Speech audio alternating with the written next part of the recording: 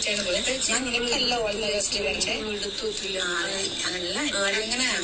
അതുകൊണ്ട് ഞാൻ നിനക്കല്ല all the best, ഞാൻ എനിക്ക് ഓൾ ദ ബെസ്റ്റ്. കാരണം അത്രയും നല്ല പേടി, കാരണം ഞാൻ അത്രയും ഫാമിലി ആയിട്ട് കഴിയുന്ന ഒരാളാണ്.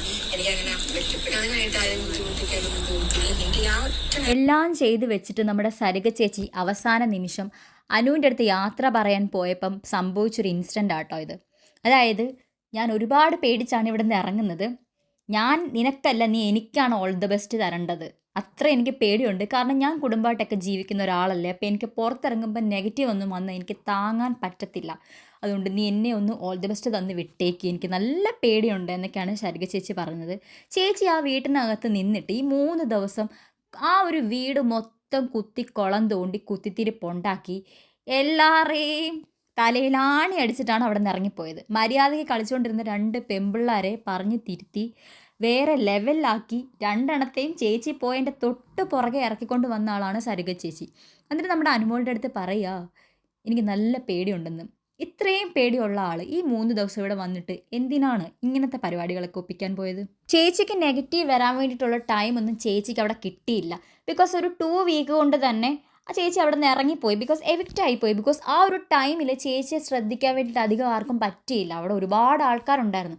ആകപ്പാട് ചേച്ചിക്ക് ഒരു കൂട്ടുള്ളത് രേണു ചേച്ചി മാത്രമായിരുന്നു. അപ്പോൾ രേണു ചേച്ചീൻ്റെ അടുത്ത് എത്രമാത്രം പറയാൻ പറ്റും? കാരണം രേണു ചേച്ചി ഇങ്ങനെ ആരെയും കുറ്റം പറയുന്ന, മറ്റുള്ളവരെ ചെയ്യുന്നത് നോക്കിയിരിക്കുന്ന ഒരു വ്യക്തിയല്ല. അതിപ്പോൾ റീ എൻട്രി ആയിക്കോട്ടെ, പുള്ളിക്കാരത്തിൻ്റെ കാര്യം നോക്കി അവിടെ നടന്ന് എല്ലാവരെയും എൻ്റർടൈനൊക്കെ ചെയ്യിപ്പിച്ചിട്ട് പോവുമായിരുന്നു.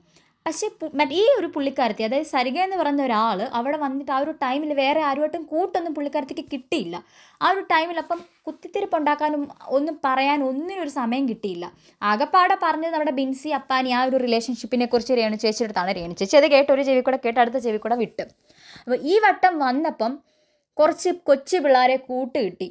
അപ്പോൾ ഈ ഒരു നമ്മുടെ നാട്ടിലുള്ള ഈ ഒരു അമ്മായിയമ്മമാരില്ലയോ, ഒരു ചില അമ്മൂമ്മമാരൊക്കെ ഇല്ലയോ, അപ്പുറത്ത് നടക്കുന്നത് ഇപ്പുറത്ത് വന്ന് പറയുക, ഇപ്പുറത്ത് നടക്കുന്ന അപ്പുറത്ത് പോയി പറയുക, എന്നിട്ട് 2 വീടും കൂടെ കൂട്ടി അടുപ്പിക്കുക, 2 കുടുംബങ്ങൾ കലക്കുക. അമ്മാതിരി പരിപാടി ഇവിടെ ഒപ്പിച്ചിട്ട് ഇറങ്ങിപ്പോകാന്നേരം അനുമോളുടെ അടുത്ത് പറ, അനുമോളെ നല്ല പേടിയുണ്ട് എനിക്ക്, ഇറങ്ങിപ്പോയിട്ട് എനിക്ക് ചേച്ചി ഇതൊക്കെ ഇനി എങ്ങനെ താങ്ങും? തോന്നുന്നുണ്ടോ ചേച്ചിക്ക് ഒരു സൈബർ ബുള്ളിങ്ങും കിട്ടത്തില്ലെന്ന്? മര്യാദയ്ക്ക് അവിടെ വന്നിട്ട് നല്ല രീതിക്ക് സംസാരിച്ചിട്ട് എല്ലാവരുടെ അടുത്തും നല്ല രീതിക്ക് പോയിരുന്നെങ്കിൽ, ആ രേണു ചേച്ചീനെ പോലെയൊക്കെ വന്നിട്ട് പോയിരുന്നെങ്കിൽ ആരും ഒന്നും പറയത്തില്ല.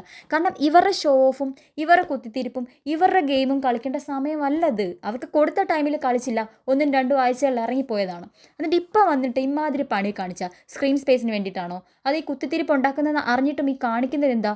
അനുമോൾക്കെതിരെ കളിച്ച് കഴിഞ്ഞാൽ അല്ലെങ്കിൽ എല്ലാവരുടെ കൂട്ടം കൂടി ആക്രമിക്കുന്നത് കൊണ്ട് അനുമോൾക്ക് ഇപ്പം പുറത്ത് നെഗറ്റീവായി കാണുമെന്ന് അത്രയ്ക്ക് ബോധം ഉണ്ടായിട്ടാണോ? എന്താണ് കാരണം എന്ന് മനസ്സിലാവുന്നില്ല.